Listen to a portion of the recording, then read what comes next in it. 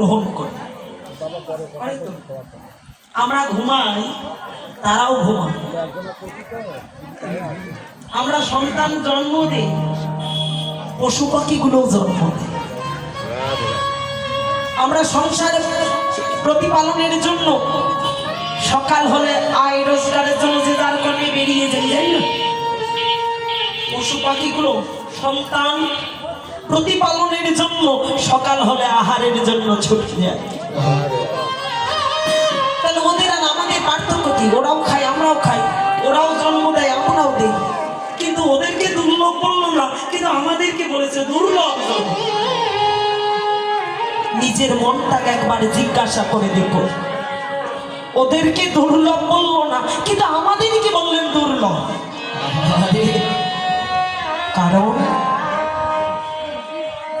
কারণ হলো একটাই। কি কারণ? চাইলে এই মনুষ্য জীব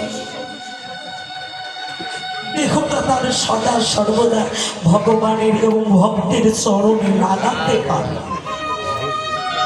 কিন্তু ওরা পারবে না।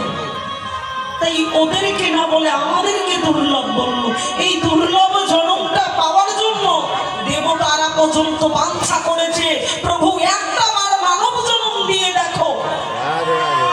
কিন্তু সেই জন্ম অবহেলায় অনাদারে নষ্ট করে দিলি। ভাবিলি না? ভেবে দেখ না, সেই প্রভু আমার স্মরণ করে দেওয়ার জন্য ভান্ডি বৃক্ষের নিচে ঘুমিয়ে আছে, যে কে আমাকে জাগায়। আরে কে না জাগায়? যারা জাগায় তারা চৈতন্য জীব, যে জাগায় না সে হলো অচৈতন্য জীব। শাস্ত্র বললেন সুরধ্বনি ধ্বনি করো, ওই সুরধ্বনিতে নয়, দেহ সুরধ্বনিতে যারা ধ্বনি করতে পারে। কার ধ্বনি? তারই ধ্বনি। প্রভু বলছে, এই তাকিয়ে দেখ না, দিন শেষে রাত চলে এসে, সেই রাত্রিবেলায় মহাপ্রভু ভান্ডি বৃক্ষের নিচে বসে রজনী কৌমুদী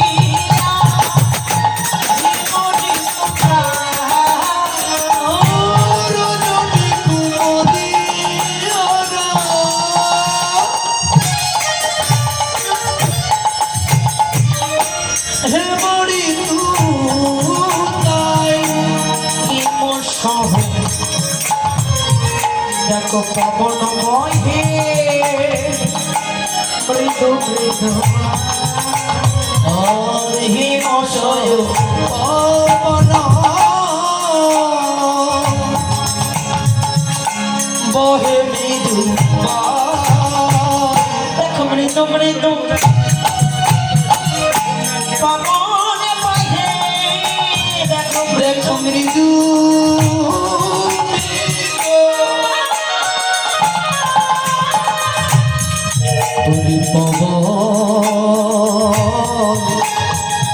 বহিছে।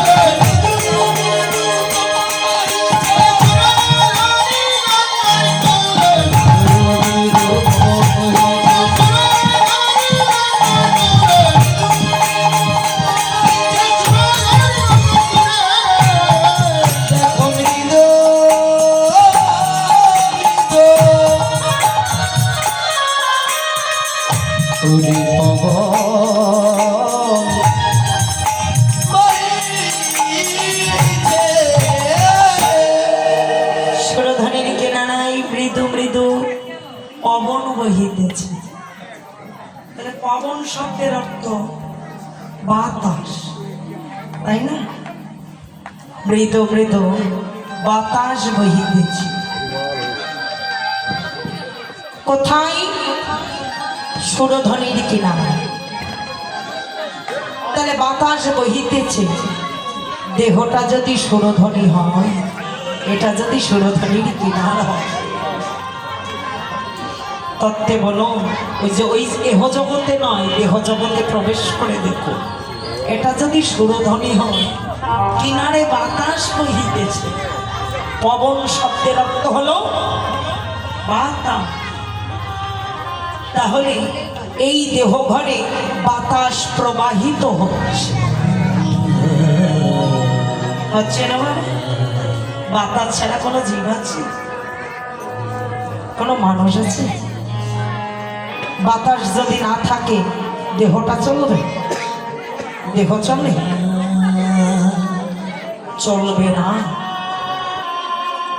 তাহলে দেহ ঘরে বাতাস আসা যাওয়া করছে, মৃদু মৃদু। কতবার? শাস্ত্র বললেন হকারে নির্গম, সকারে করে প্রবেশ, মানে যায় আসে, যায় আসে, আসা যাওয়া করছে, চলছে।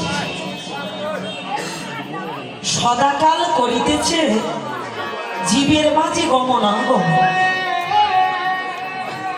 21,600 সংখ্যা নির্ধারিত। জ্ঞানী বা অজ্ঞানী জীব জব করে অবিরত। যারা জ্ঞানী তারাও জপ করছে, যারা পাগল ওরাও জপ করে, করে না? করছে তো। দেখুন আমাদেরকে কেন দুর্লভ।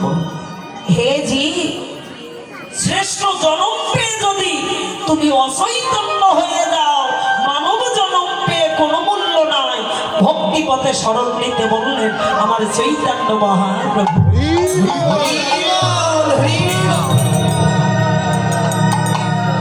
হকারে নির্গম, সকারে প্রবেশন। ধ্বনি করছে, তাই না? যাওয়া আসা চলছে দেহে। আচ্ছা চলে গেল, আর যদি না আসে সেদিন কি হবে? চলে গেল, এই যে বাতাস যাওয়া আসা করছে না, যার জন্য এত দম্ভ, যত অহংকার। বাতাসটা চলে গেল, আর না ফিরলো এই ঘরে, তখন আমাকে কেউ ভালোবাসবে? কেউ মালাটা পরিয়ে দেবে? কেউ আমার চরণে প্রণাম করবে? কেউ ভালোবাসবে? আদর করবে না? মহাজন বললেন ওরে তোমার বাতাসে যেদিন আর আসবে না, সেদিন তোমার আর কোনো দাম থাকবে না। এসেছো একা, যাবেও একা।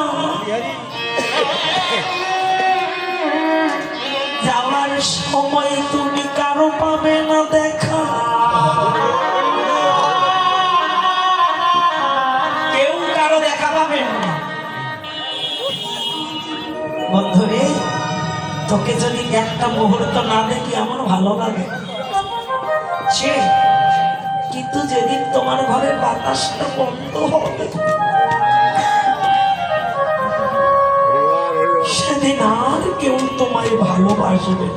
তাহলে এসেছো একা, যাবেও একা। শেষের দিনে তুমি কারো পাবে না দেখা।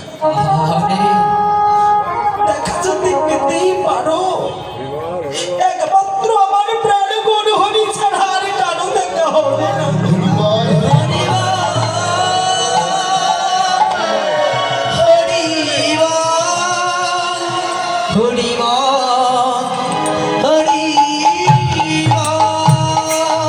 জগতের মধ্যে যদি কেউ আপনজন হয়, যদি কেউ আপনজন হয়, এই মানুষটা ব্যতীত কেউ আপন নয়। কেউ আপন নয়, কারণ যাদের জন্য আছি, মাতার ঘাম পায়ে ফেলছে। ভেবে দেখো, স্ত্রী, পুত্র, সন্তান, বন্ধু বান্ধব, এই যে মোবাইলগুলো সামনে আসছে, আমাকে ভিডিও করছে, তো মোবাইলে কিছু অভিনেতা অভিনেত্রীরা একটা অভিনয় করে চলে না, অভিনয় করে। তো এই অভিনয়ে একটা জয় ধ্বনি দেন সবাই, জয় জয় রাধা গোবিন্দের প্রাণ। হরি হরি বল। যে অভিনয়টা করে,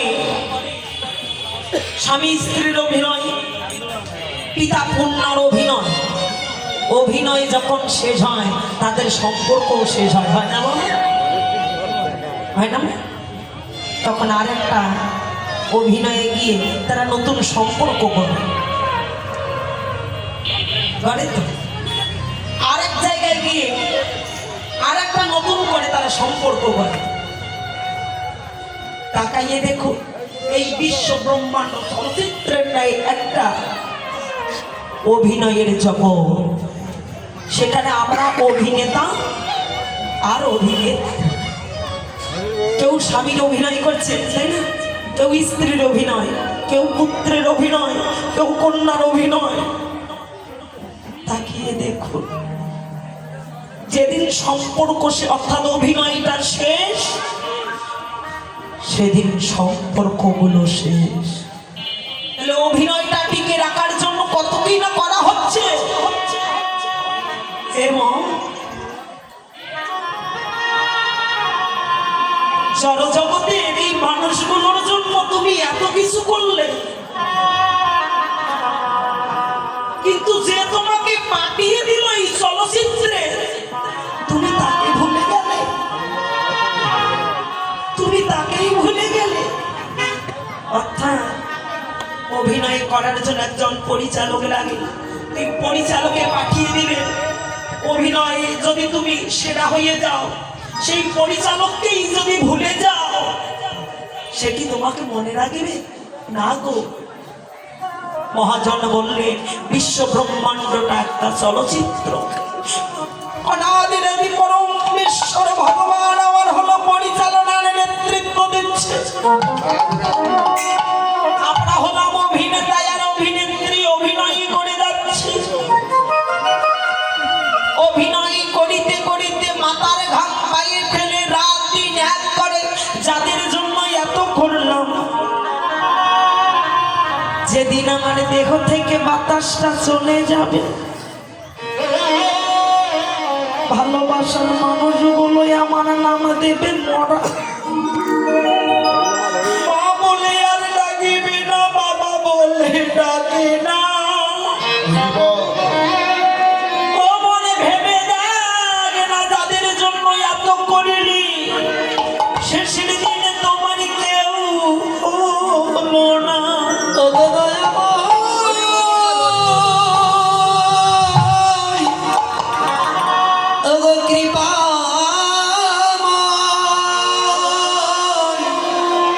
ওগো দয়াময়, কৃপাময়, পরকে আপন ভেবে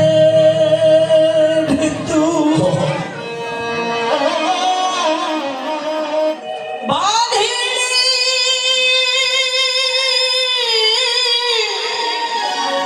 সুখের ঘর,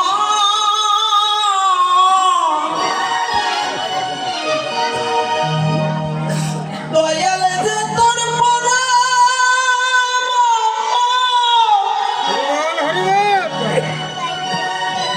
জগতে আর তোর সবই যেদিন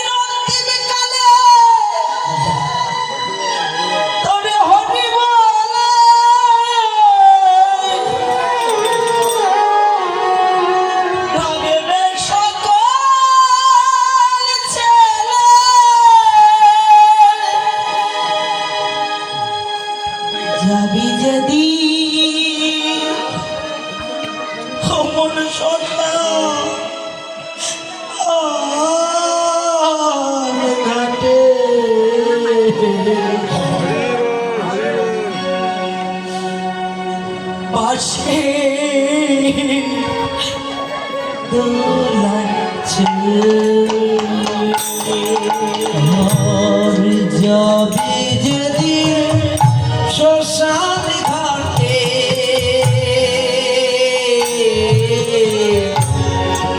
বাঁশির দোলায় চড়ে সঙ্গে দিবে তোর একই মুঠো কি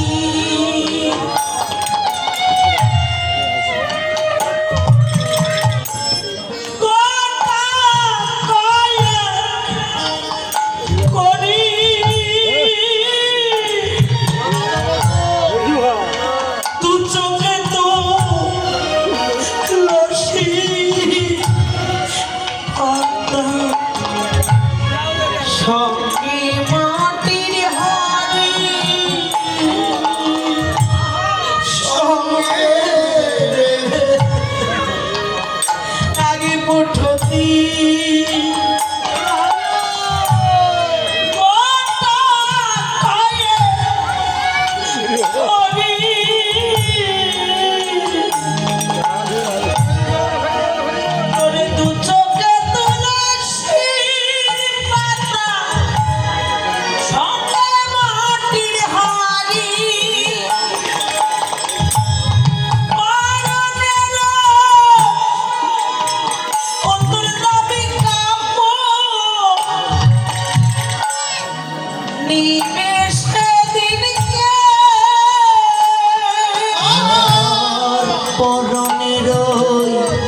দামি কাপড় নেবে সেদিনকে রে পরনের দামি কাপড় নেবে সেদিনকে রে যাবি যদি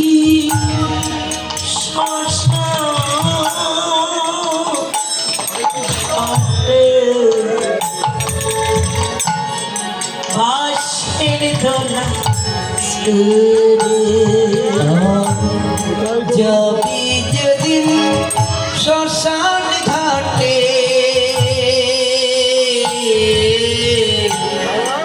বাঁশের দোলায় চড়ে তুলতে তুলতে যেদিকে যাবে কেউ যাবে না যদি সঙ্গে তোমার যা একমাত্র হরে নাম যাবে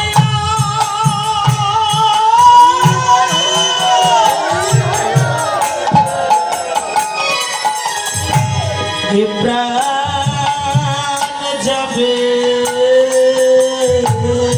হরে নাম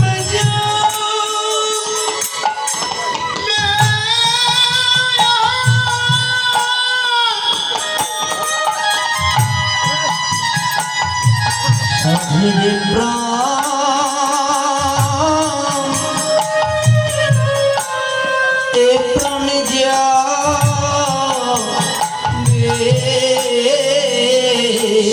সঙ্গে তোমার হরি নাম যাবে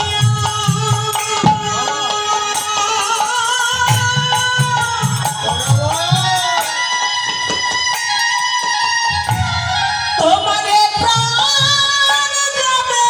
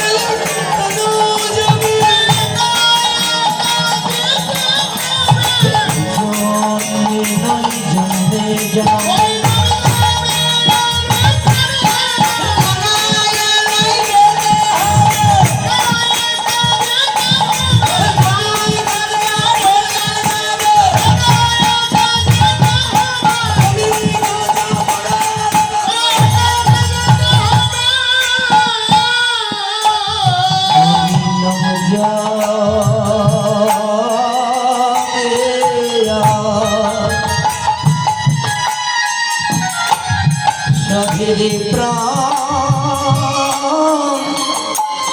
এ প্রাণ যা